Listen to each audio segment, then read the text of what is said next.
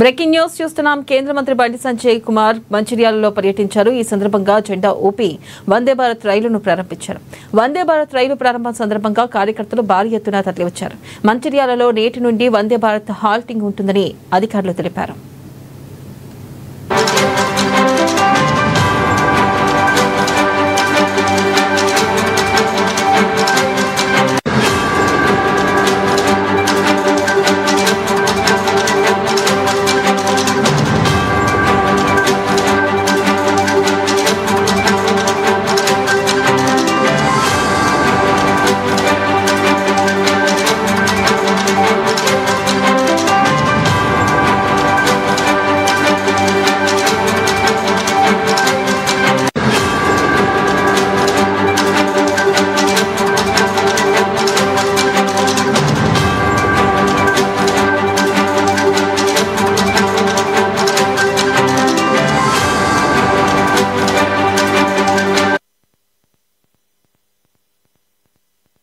మంచిర్యాల నుంచి వచ్చిన విజ్ఞప్తులను గతంలో జిల్లా అధ్యక్షుడిగా పనిచేసినటువంటి వర్గారు అనేక సందర్భాల్లో ఢిల్లీకి వచ్చిన సందర్భంలో నితిన్ గడ్కరీ కలవడము, రైల్వే మినిస్టర్ కలవడము, వీళ్ళందరినీ కలవడము, కేంద్ర ప్రభుత్వం కూడా ప్రత్యేకంగా ఈ మంచిర్యాల స్టేషన్ అభివృద్ధి చేయాలనే ఒక లక్ష్యంతో ఉన్నది. అందుకే దాంట్లో భాగంగానే ఈ మంచిర్యాల రైల్వే స్టేషన్ అన్ని హంగులతో అన్ని సౌకర్యాలతో అత్యాధునికమైన టెక్నాలజీతో అభివృద్ధి చేయాలని చెప్పి ఆలోచనతో ఈ Mancherial railway station Amrit Bharat scheme లో భాగంగా ఇప్పటికే 26 కోట్ల రూపాయలతో పనులు ప్రారంభించారు.